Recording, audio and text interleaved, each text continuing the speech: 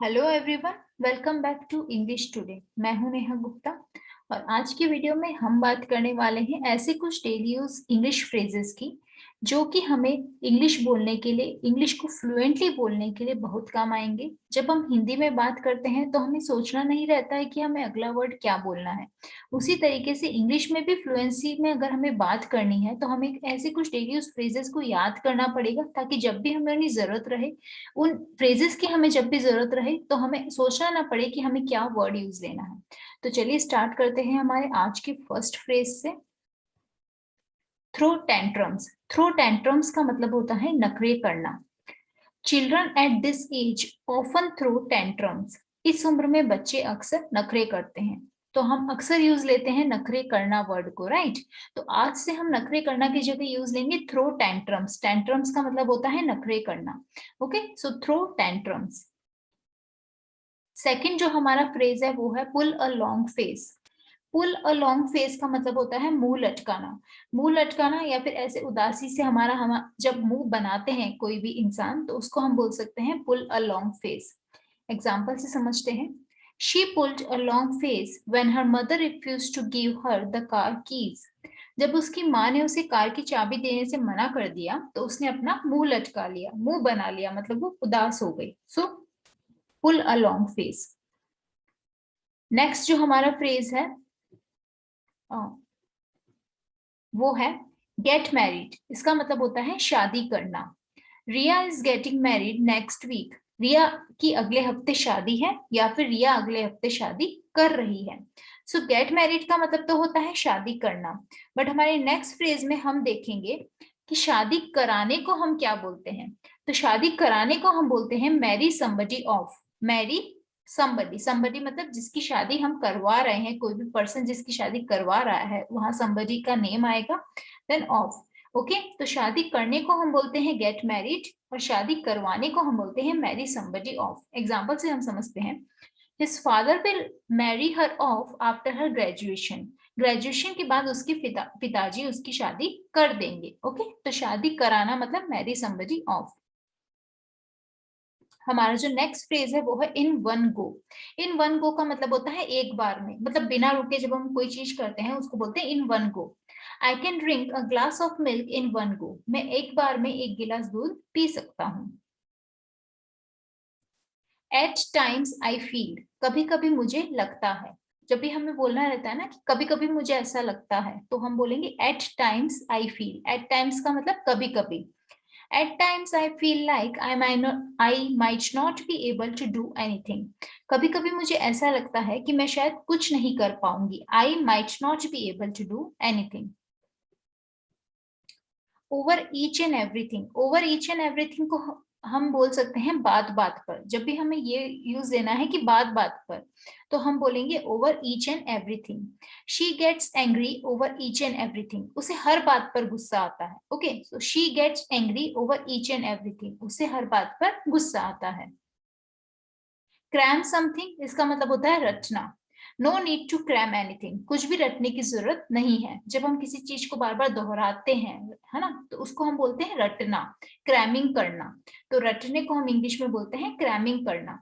तो no need to cram anything, कुछ भी रटने की जरूरत नहीं है। Cry over spilled milk. Cry over spilled milk का मतलब क्या होता है? व्यर्थ पछताना। इसको हम ऐसे समझ सकते हैं कि जब कोई काम हो चुका है और उसके बाद उसके बारे में बातें करना, ठीक है, तो उसके बाद उसके बारे में उदास होना, तो मतलब जब वो काम हो ही गया है तो अब पछताने से क्या फायदा, राइट। तो उस सिचुएशन में हम इसको यूज लेते हैं cry over spilled milk. Example देखते हैं। You have broken it now, it's no use crying over spilled milk. आपने इसे तोड़ दिया है, अब रोने का कोई फायदा नहीं है। नेक्स्ट देखते हैं।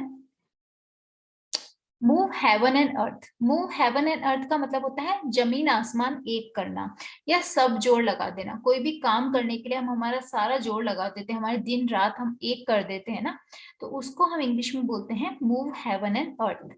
एग्जाम्पल देखते हैं। He moved heaven and earth to complete the project on time. Project को टाइम पर पूरा करने के लिए उसने जमीन आसमान एक कर दिया। ठीक है, नेक्स्ट फ्रेज हमारा देखते हैं। टू फ्लॉन्ट समथिंग, फ्लॉन्ट का मतलब क्या होता है, दिखावा करना, ठीक है। तो टू फ्लॉन्ट समथिंग मतलब किसी चीज का दिखावा करना। एग्जाम्पल देखते हैं, शी ऑलवेज फ्लॉन्ट्स आएगा यहाँ पर, मिस्टेक है, फ्लॉन्ट लिखा हुआ है जो, सो शी ऑलवेज, ये यहाँ पे एस आएगा, ओके। शी ऑलवेज फ्लॉन्ट्स समथिंग, वह हमेशा कुछ ना कुछ दिखावा करती है। नेक्स्ट हमारा फ्रेज हम देखते हैं, ये 1 सेकेंड,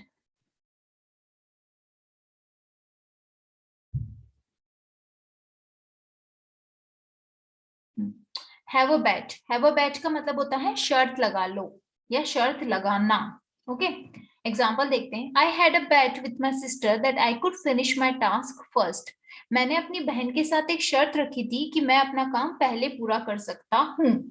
बैट, बैट का मतलब होता है शर्त लगाना, हैव अ बैट का मतलब शर्त लगाना, तो आई हैड अ बैट मतलब मैंने शर्त लगाई थी, क्योंकि ये पास्ट में है।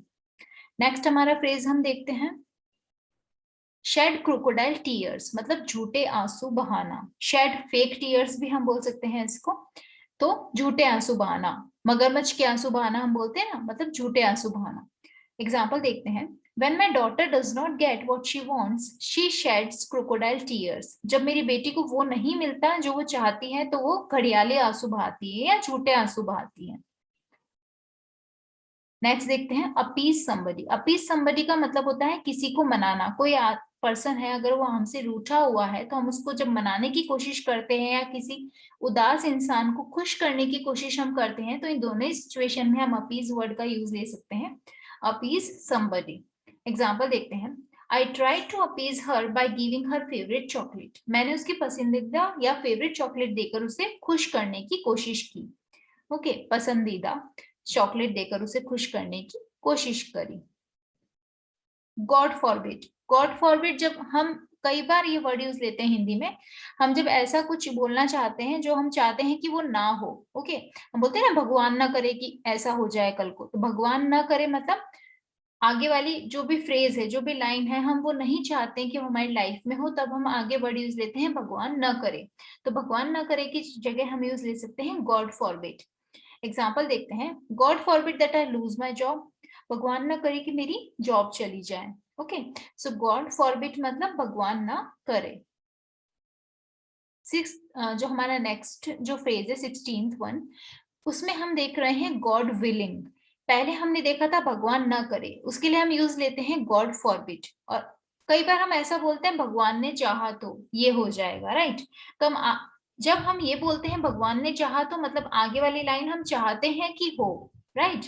और हम जब भगवान ना करे जब बोलते हैं तब हम ये चाहते हैं कि आगे जो भी हम बोल रहे हैं वो ना हो, तो भगवान ना करे तब हम यूज लेंगे गॉड फॉरबिड, और भगवान ने चाहा तो अगर हमें बोलना है तो हम बोलेंगे गॉड विलिंग। एग्जाम्पल देखते हैं, if God wills I will start earning soon, अगर भगवान ने चाहा तो मैं जल्दी ही कमाना शुरू कर दूंगा, इसी लाइन को हम दूसरे तरीके से भी बोल सकते हैं, God willing I will start earning soon, दोनों तरीके से हम बोल सकते हैं, अगर भगवान ने चाहा तो मैं जल्दी कमाना शुरू कर दूंगा। नेक्स्ट हमारा फ्रेज है वो है good for nothing, good for nothing का मतलब होता है किसी काम का नहीं। एग्जाम्पल देखते हैं, you are good for nothing, तुम किसी काम के नहीं हो, you are good for nothing. Yes man, yes man हम ऐसे पर्सन के लिए यूज लेते हैं जो दूसरे किसी और पर्सन की हाँ में हाँ मिलाता है, मतलब उसकी हर बात में जब वो सहमति देता है तब हम उसे यस मैन बोलते हैं। एग्जाम्पल देखते हैं, I hate how everyone is a yes man for the boss, मुझे नफरत है कि कैसे हर कोई बॉस की हाँ में हाँ मिलाता है, हम बोलते हैं ना he is a yes man, मतलब वो हर किसी की हाँ में हाँ मिलाता है, ओके, यस मैन। 19th जो हमारा फ्रेज है वो है सन स्ट्रोक, सन स्ट्रोक का मतलब होता है लू लगना, I got the sun stroke, मुझे लू लग गई, सन स्ट्रोक मतलब लू लगना। Keep at arm's length, keep at arm's length का मतलब होता है, हम हिंदी में बोलते हैं ना मैं तो उसके मुंह ही नहीं लगती, मुंह ना लगाना, मुंह ना लगाना, उसको हम इंग्लिश में बोलते हैं keep at arm's length.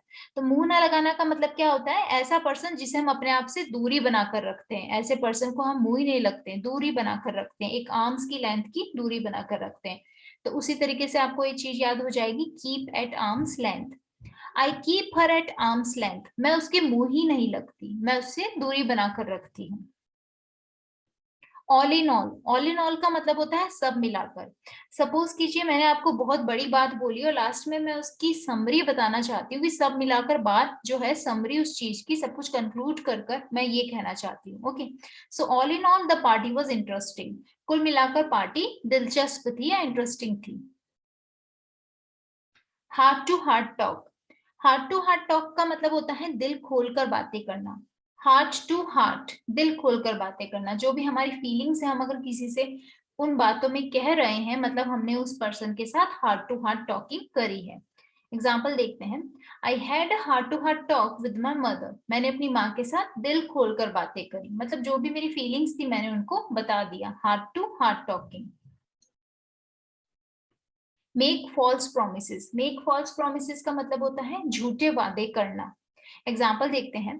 I never make false promise to anyone, मैं कभी किसी से झूठा वादा नहीं करता। Speak ill of, speak ill of का मतलब होता है किसी की बुराई करना या किसी के बारे में गलत बातें कहना। Don't speak ill of him behind his back, उसकी पीठ पीछे उसके बारे में बुरा मत बोलो।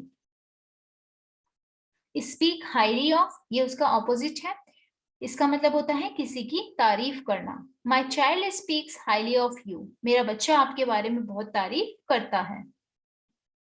हाई टाइम, हाई टाइम का वर्ड हम हाई टाइम को हम तब यूज लेते हैं जब हम ये कहना चाहते हैं कि किसी काम को करने का यही सही समय है, मतलब अब समय आ गया है कि वो काम होना ही चाहिए, तब हम बोलते हैं it is the high time. Example हम देखते हैं।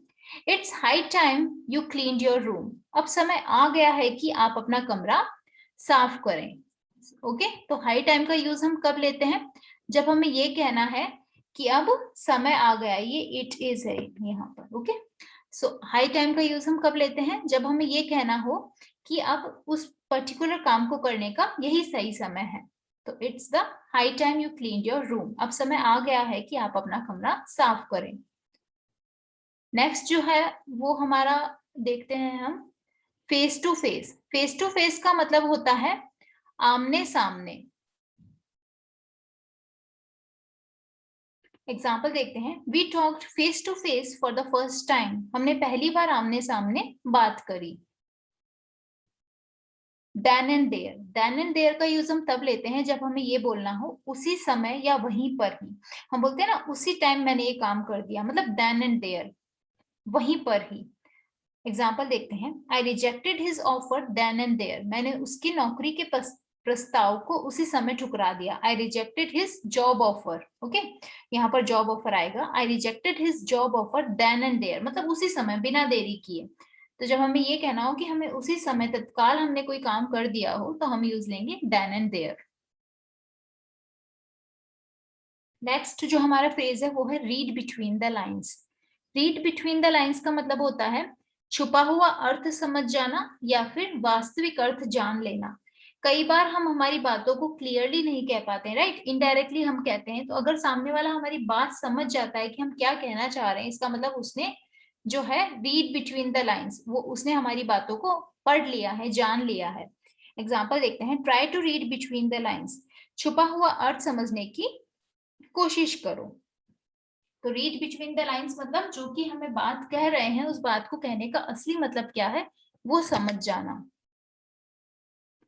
बैल द कैट, बैल द कैट का मतलब जो हम एक्चुअल जो मुहावरा है एक हिंदी का, अगर आप लोगों ने सुना है तो बिल्ली के गले में घंटी बांधना, उसको हम इंग्लिश में बोलते हैं बैल द कैट। तो इस बिल्ली के गले में घंटी बांधने का मतलब क्या होता है कि किसी भी काम को करने के लिए जो जोखिम उठाते हैं उसको हम बोलते हैं बैल द कैट।